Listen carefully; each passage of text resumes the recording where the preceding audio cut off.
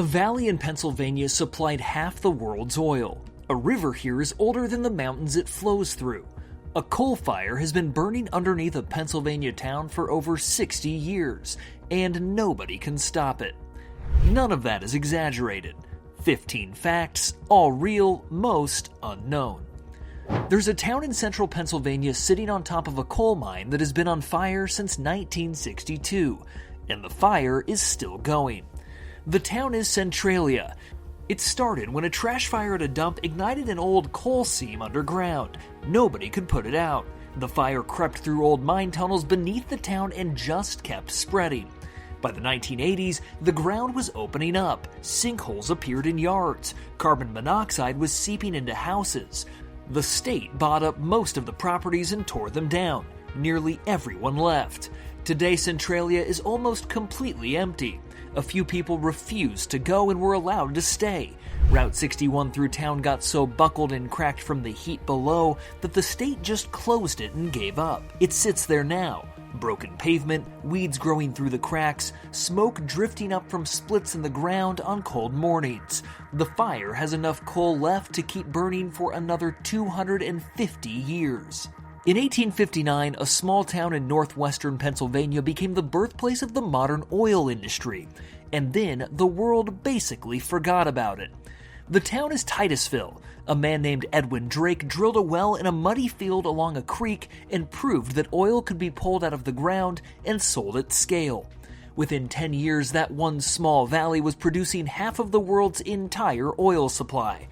Everything the modern oil industry is built on, the drilling methods, the refining process, the business model, was figured out right here. John D. Rockefeller built Standard Oil largely on Pennsylvania crude. The world runs on oil, and the blueprint for how to get it out of the ground was written in a valley most people have never heard of. Then Texas came along, and Pennsylvania quietly disappeared from that story.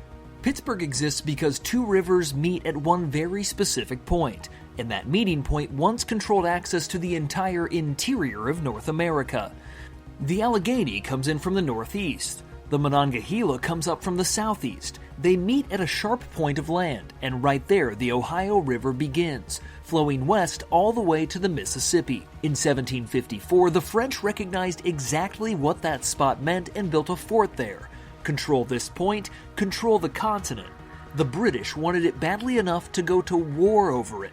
That war became the French and Indian War, which pulled in countries across Europe, Africa, and Asia and became the 7 Years' War. A river junction in Pennsylvania started a world war. The British eventually won, took the fort, and called it Pittsburgh. The geography kept doing its work. Coal from the hills, rivers to move everything, and by the late 1800s, Pittsburgh was making more steel than any city on Earth. The smoke was so thick that people said you could only tell noon from midnight by looking at a clock. The Mason-Dixon line, the famous boundary that divided the North from the South, started out as nothing more than a property argument between two families. Pennsylvania and Maryland had been fighting over their shared border for decades. Nobody had ever properly surveyed it. So in the 1760s, they hired two English astronomers, Charles Mason and Jeremiah Dixon, to go figure it out. Over 4 years, the two men walked 233 miles through forests and farmland, placing a stone marker every 5 miles. They used telescopes in the night sky to get it right. The line they drew was accurate to within a few hundred feet across the entire distance. Some of those stones are still out there, in fields, in the woods. Most people walk right past them. The line was supposed to end a land dispute.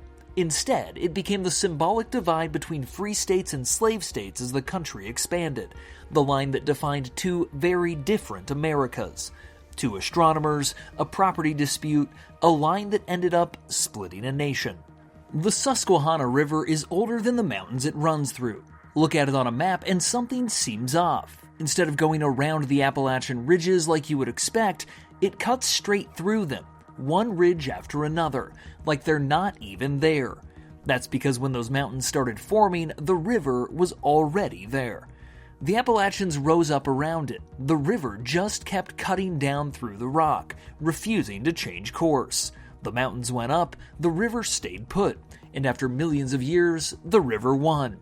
Every town, every bridge, every valley along the Susquehanna exists because of a river that was ancient before the landscape around it even existed. Under Pennsylvania sit 3 completely separate fuel deposits, stacked on top of each other. The first is anthracite coal, the hardest, most powerful form of coal that exists. Almost all of it ever mined in the United States came from one region in northeastern Pennsylvania. The geology here was just right in a way it almost never was anywhere else in the country. Below that is bituminous coal, softer but still enormously valuable. It powered Pittsburgh's steel mills and made the city the steel capital of the world in the late 1800s. And below both of those sits the Marcellus Shale, a massive natural gas field running under much of the state at a depth of 1 to 2 miles. Some estimates say it holds enough gas to supply the entire country for decades. 3 separate fuel deposits, each one big enough to define an entire economy on its own, all stacked under the same ground. One battle in a small Pennsylvania town may have decided whether the United States stayed together or broke apart. Gettysburg, July 1863. Robert E. Lee brought the Confederate Army north into Pennsylvania, the biggest Confederate push into Union territory of the entire war. The idea was to threaten major northern cities and force a peace deal by bringing the fight to the Union's front door. Instead, 3 days of fighting at Gettysburg produced around 50,000 casualties, the bloodiest battle ever fought on American soil. Lee pulled back, the invasion was over, the war's momentum shifted toward the Union and never really shifted back. The state that accidentally drew the Mason-Dixon line ended up being the state where the war that line helped cause reached its turning point. Before New York took over, Philadelphia was the second largest English-speaking city in the entire world, behind only London. The Continental Congress met here. The Constitution was written here. The first American stock exchange, the first American hospital, the first lending library, all Philadelphia. William Penn designed the city from scratch, laid out on a grid between 2 navigable rivers. It was built to be a trading hub from day one, and for a while it worked better than anywhere else in the colonies. Then New York's harbor turned out to be slightly better positioned for Atlantic trade. The commercial center shifted northeast, and Philadelphia gradually became the city that almost ran everything. There is a spot in Pennsylvania where a single raindrop can end up in 3 different oceans depending on exactly where it falls. In the highlands of north-central Pennsylvania, the terrain splits water 3 ways. Rain falling on one side drains into rivers heading to the Chesapeake Bay. A few feet over, it drains into the Ohio River system and eventually reaches the Gulf of Mexico. A few feet in another direction, it flows toward the Great Lakes and out through the St. Lawrence River to a completely different part of the Atlantic. 3 oceans, a few inches of difference. Most people picture a continental divide as a dramatic mountain ridge with an obvious drop on each side. In Pennsylvania, it's often just a gentle hill in the middle of the woods. You could walk right over it and never know you had just crossed the boundary between 2 ocean basins. Pennsylvania has 3 completely different climates, sometimes all in the same week. Erie, up in the northwest corner on Lake Erie, gets buried in snow every winter. Cold air rolls across hundreds of miles of open lake water, picks up moisture, and dumps it the second it hits land. Erie gets more snow every year than Buffalo, New York, and Buffalo is basically famous for its winters. Philadelphia in the southeast corner feels like a completely different state. It sits at roughly the same latitude as Northern Virginia. Winters are cold, but nothing extreme. Snow that shuts Erie down for days barely registers in Philadelphia. And everything in between, the Poconos, the Alleghenies, the mountain spine running through the middle, sits in a third climate entirely. Colder than Philadelphia, snowier in the peaks, with wild temperature swings depending on which side of the ridge the weather is hitting. The same ridges that blocked settlers in the 1700s are still blocking weather systems today. The Appalachian Trail runs through Pennsylvania for 229 miles, and among people who have hiked the whole thing, Pennsylvania has a reputation as the worst stretch of the entire trail. Not because it's steep, not because of the elevation, because of the rocks.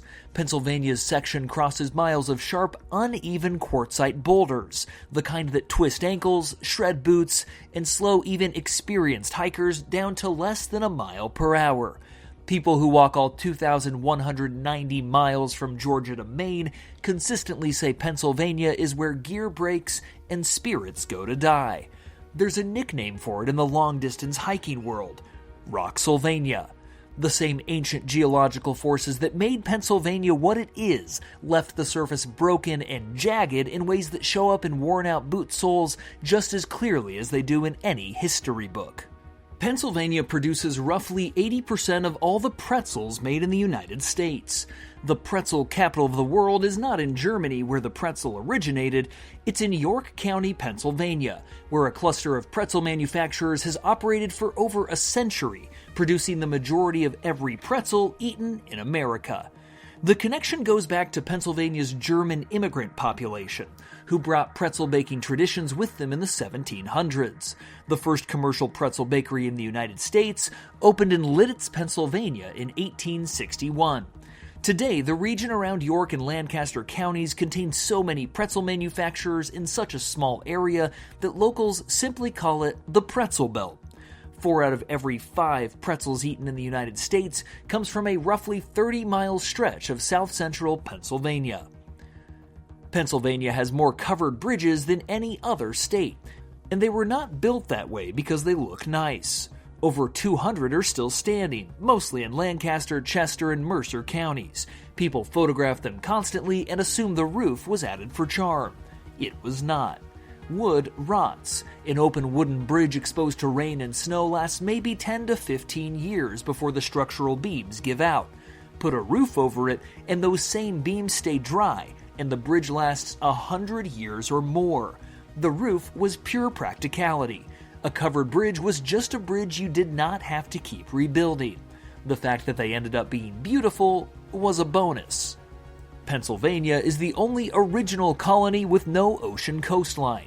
Every other colony, Georgia all the way up to New Hampshire, could reach the Atlantic. Back then, ocean access was everything. It meant trade, it meant connection to the rest of the world. Pennsylvania had none of it. So its founders went and negotiated a fix.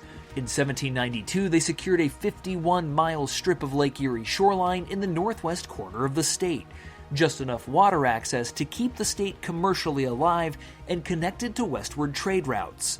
51 miles, the entire economic survival of one of the most important states in American history, hanging on a strip of lakefront most people have never thought about. Without those 51 miles, Pennsylvania's story looks completely different. Pennsylvania is one of only 4 states that officially calls itself a Commonwealth instead of a state. Virginia, Massachusetts, and Kentucky are the others. Pennsylvania made the choice in 1776 when writing its first constitution. The word Commonwealth goes back to an Old English idea that government exists to serve everyone, not just the people in charge. That was not an accident for Pennsylvania. William Penn founded the colony specifically as a place where people of different beliefs could live together under a government that treated everyone fairly. The name was a reflection of that philosophy from the very beginning. The state that gave America its Constitution, its first hospital, its first public library, and the battlefield where the Civil War turned, chose to call itself a Commonwealth. There's a reason Pennsylvania keeps showing up at the center of the American story. The ground was that way long before the people arrived. Pennsylvania is one of those places that hides in plain sight. You know the name, you can find it on a map, most people learned something about it in school. But what most people learned is just the surface. Underneath is a state sitting on 3 stacked fuel deposits that powered 2 centuries of industry. A river older than its own mountains that refused to move when the mountains rose around it. 2 astronomers who drew a property line that accidentally split a country. A river junction that started a world war. A valley that supplied half the world's oil and got forgotten. A coal fire that's been burning underground for over 60 years and will still be burning long after everyone alive today is gone. The ground kept making history long after the people living on top of it thought they were the ones calling the shots. That is Pennsylvania. Not the version on the postcard, the version underneath it. There's another state on screen right now that's been hiding the exact same way. You already think you know it. You don't.